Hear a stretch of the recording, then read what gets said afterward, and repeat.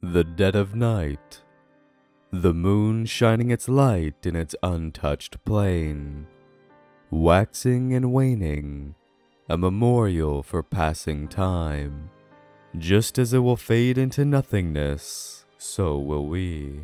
But just as it can gleam in the darkest of nights, we too can shine in spite of our inevitable fading.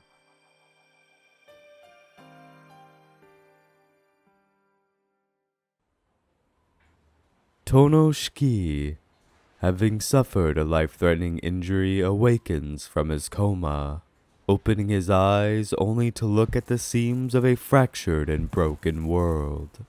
No matter what he does, no matter where he looks, the reminder of the world's collapse sears into his eyes.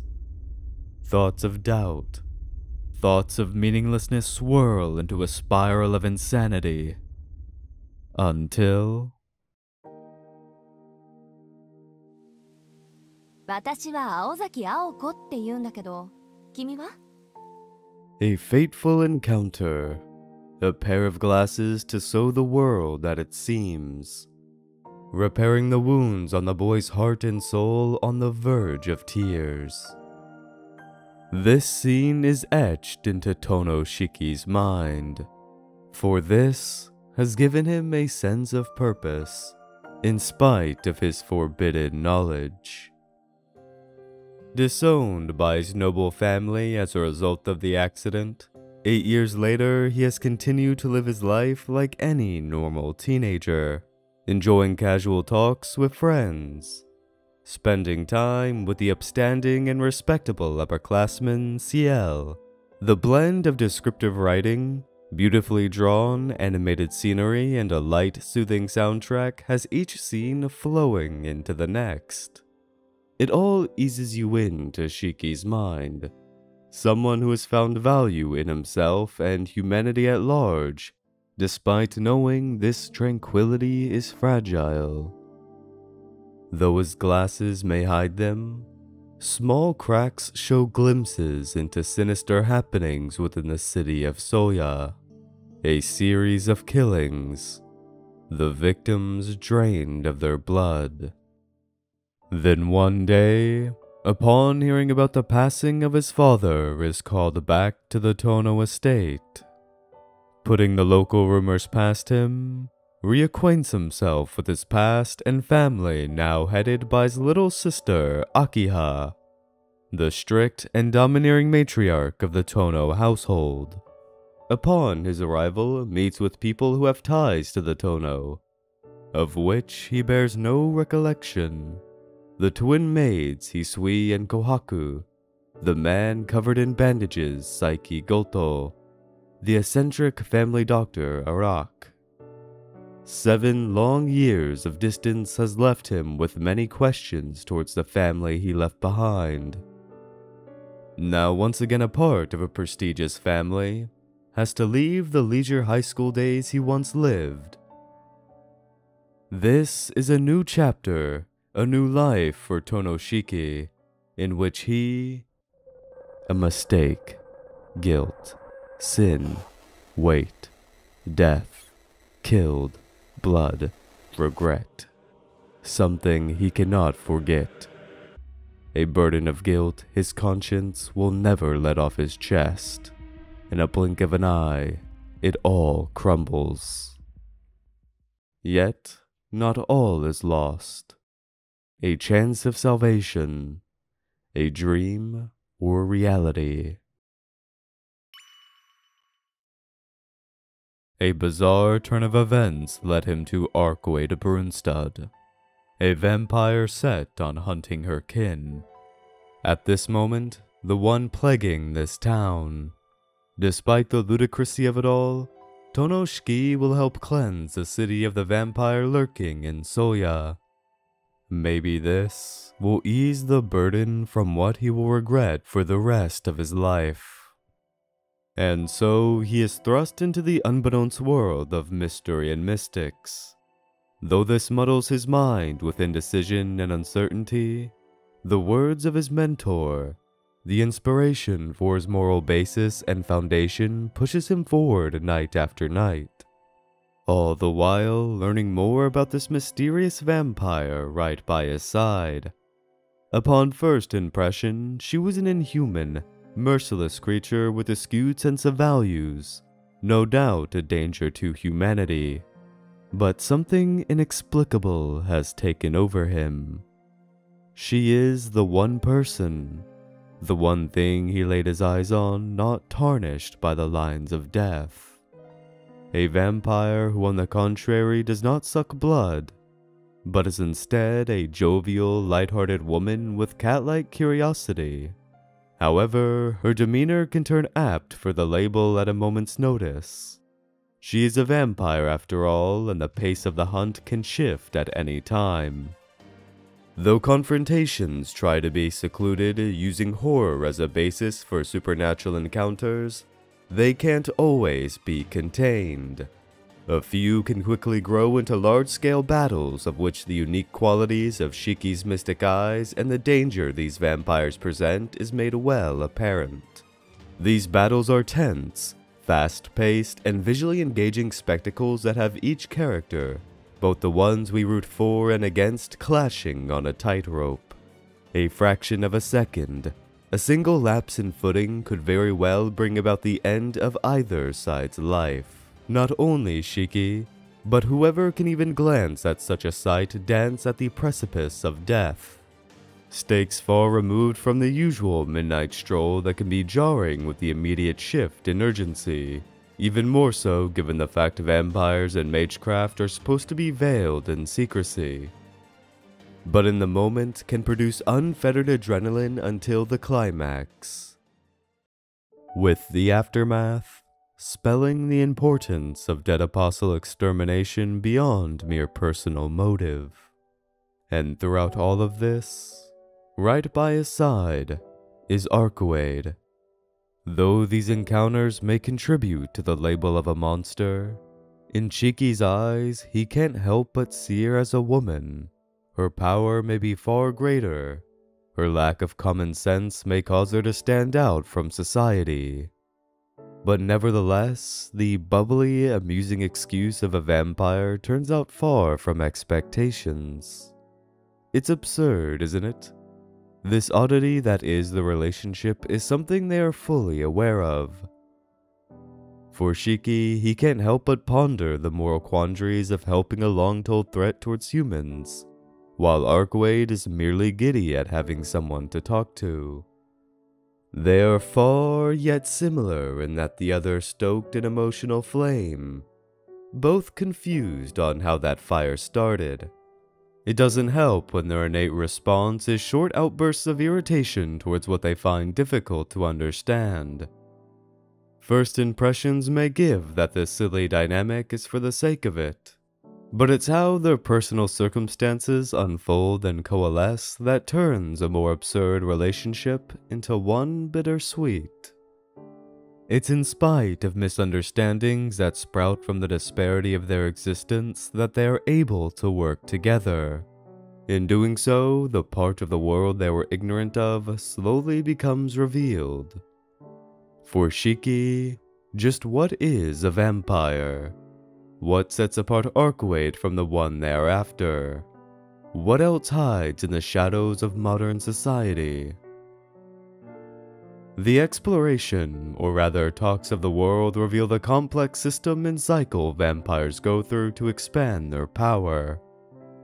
Exposition of the world and hierarchy of vampires is elaborate, but not very succinct. Luckily, the chemistry they hold helps to alleviate some of the monotony. In Arcuade's case, what is human society about? What's with all these arbitrary rules humans place? And as the nights go on, not only does the drama and ridicule from the family head pile stress as he continually disobeys curfew, but as he learns about and questions the world of vampires, slowly leads his questioning inwards. Exploring the city, any choice of hasty curiosity could potentially lead him to his demise. and any path he walks may be just as convincing. Sometimes, it's not until it's too late does he realize an error in his choice. Much like anything in the world, Shiki's life is fragile. One wrong turn, a single lapse in judgment, will make him no more than fallen prey. Through a certain lens, it's tragic. A life with countless years of experience, ambition, and dreams taken away in an instant. But that's just the way the cycle of life on Earth persists.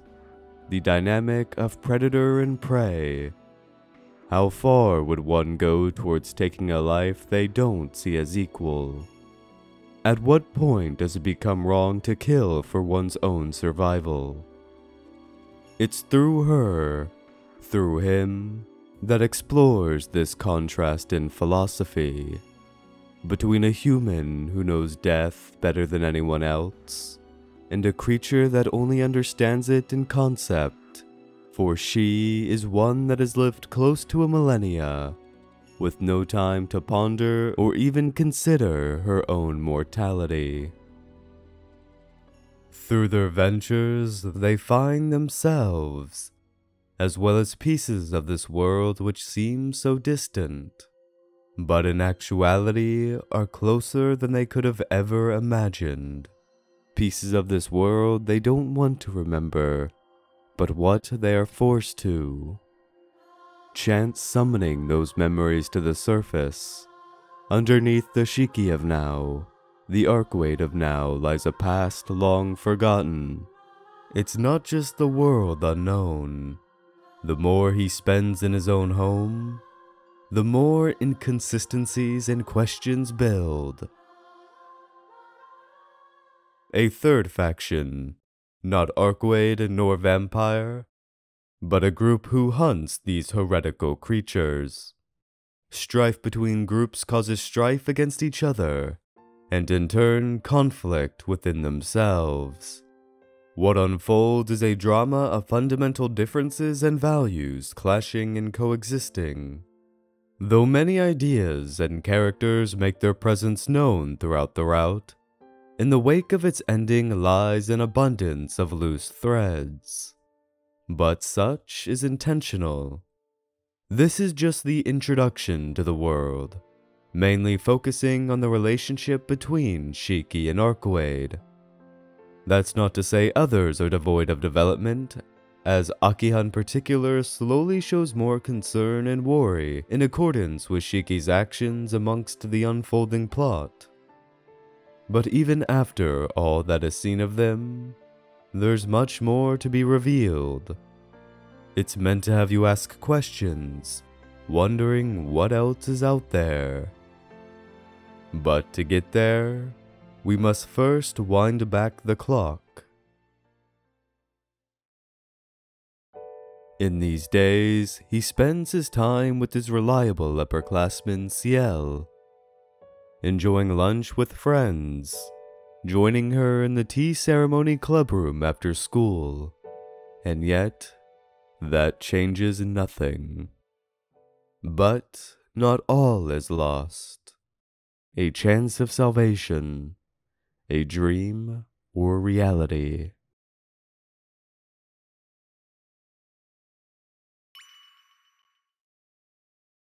At his lowest, burdened with the guilt leading him towards death, she was there. Even though she could not remove his sin, just being there gave him a reason to push on. A figure he only spent time with in passing now holds importance in his heart. And yet, the more he gets involved with the world of vampires as he tries to express the gratitude he has for her, the more he uncovers what she is meant to keep secret. The Church, the aforementioned common enemy of Archwade and the vampire she was after. Due to these new circumstances, Shiki finds himself ever closer to its members who now inhabit the town, and with Ciel in tow, the two scour the city for the vampire's whereabouts. While the structure remains familiar to the previous route, due to the divergence early on, many other pieces are forced to take the initiative. In doing so, a simple heroine and protagonist story splits into multiple perspectives, widening the scale of what was a formulaic conflict. Pieces that played only minor roles prior now are significant gears in the non-stop machine that centers around this vampire incident. Noelle, a flirtatious, lively foreign teacher hiding sadistic tendencies under her everyday friendly persona. Mario Gallobestino, a high-ranking member of the church with a crass attitude whose motives and relationships cloud him in mystery. Even the antagonistic figures who came up shallow prior sprinkle insight of themselves throughout the route's events. Each character's story and motives for appearing in Soya build upon one another, weaving a complex web of character dynamics, all contributing and building upon personal and worldly mysteries that lead you thread by thread. One's actions may give birth to another's motive. One's motives may come in a conflict with another's objective, with the question, what is it that has pushed them this far, lingering over their head? And more than anyone else, this applies to Ciel, who, with Shiki, are caught in the center of this ever-growing web. On the outside, the two share a friendly relationship, their idiosyncrasies blending in back-and-forth banter, whether casual or learning more about the world's secrets. The other is an outlet for their personality to shine brightest. The essence of the relationship? Mutual admiration. On Shiki's side, it's clear just how much Ciel means to him and why. But for her, things are a bit more ambiguous. Early on, Ciel is shown to have a love for helping people, no matter how trite the problem may be. Is her involvement with Shiki just an extension of that? And if so, where does that stem from? With much time to talk, reveling in the other's company, while trying to find an answer, progress is impeded by the vampiress in white. Between them, Shiki is torn. With Ciel, he has a partnership in which they work and help each other, not just with their shared goal, but mentally and spiritually. They share a mutual respect that, even though they may have their immature bouts and disagreements, can always end up on the same page. It's a genuine relationship, a love that stems from one wanting to see the other find the happiness they deserve. But that love and respect for Ciel does not completely drown out his sheer appreciation for Arcuade. Her existence is a primal beauty who defies Shiki's fears of the world beyond his glass's lens. Both have saved him, and both only hold pure vitriol for the other. To make matters worse, the incident at hand can tighten the tension at a moment's notice, persisting throughout as the circumstances and the characters we thought we knew are flipped on their head. Going within, as it is the mind which hides many horrors.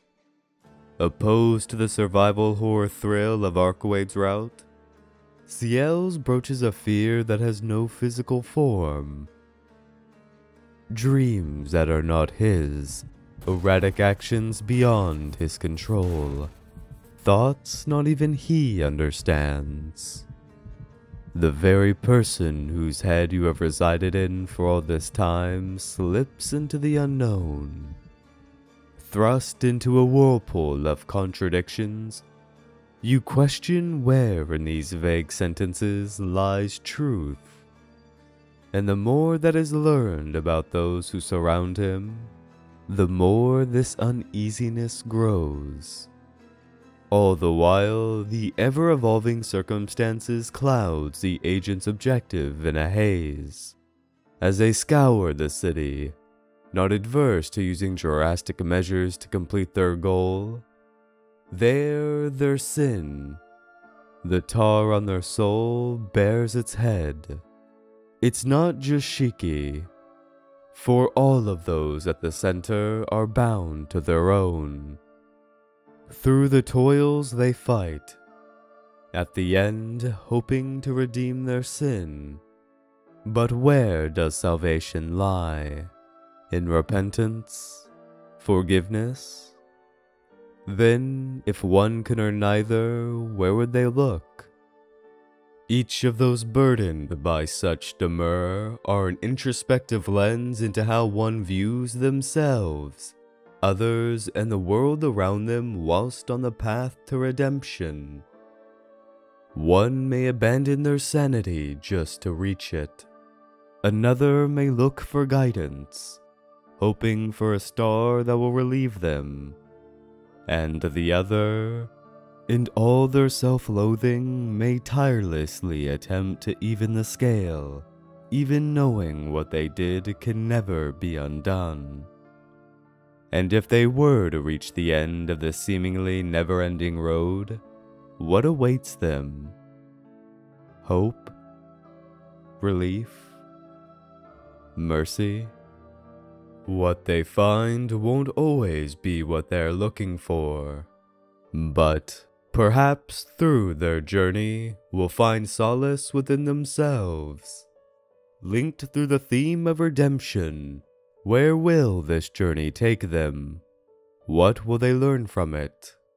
Will this lead them closer to the salvation they sought, or farther away? Sometimes that journey is not one that can be fulfilled alone. A piece missing within themselves can be found in another. A strong body, a strong heart, which can supply the resilience from extreme mental anguish.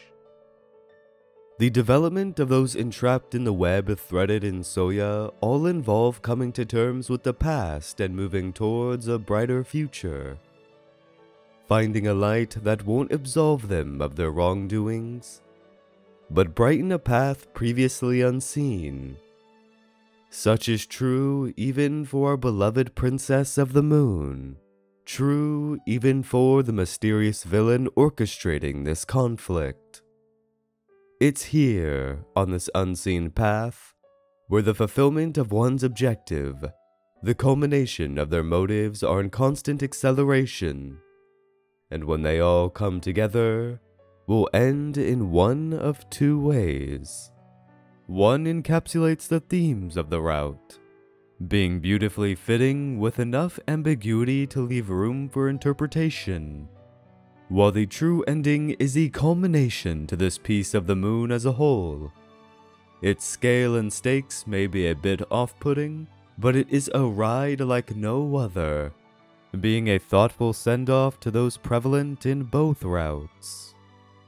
Ultimately, Tsukihime is a dark, gritty story that often enters into disturbing grounds.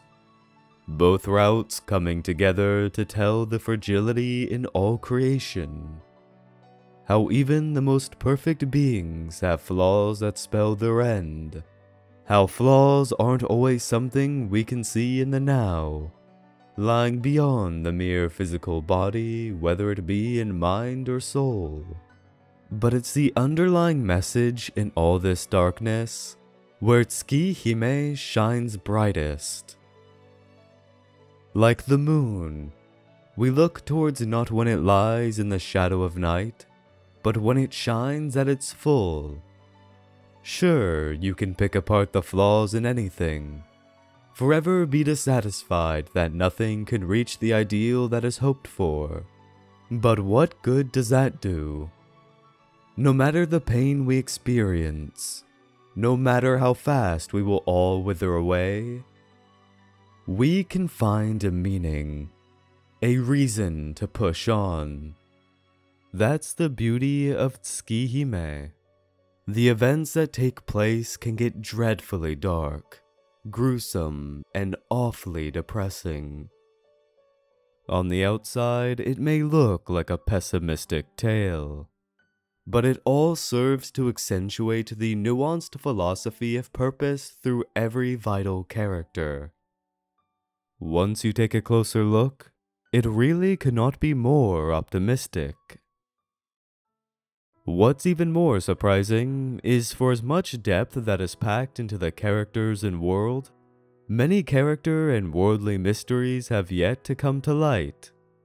Such rings especially true to those housed in the Tohno Manor.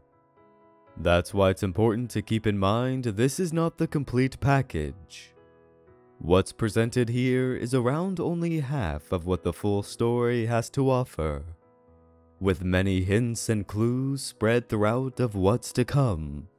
And we'll touch upon that once we cross from this piece of the moon to the other side of the Red Garden. So with that, I hope you enjoyed. Thank you very much for watching. Later.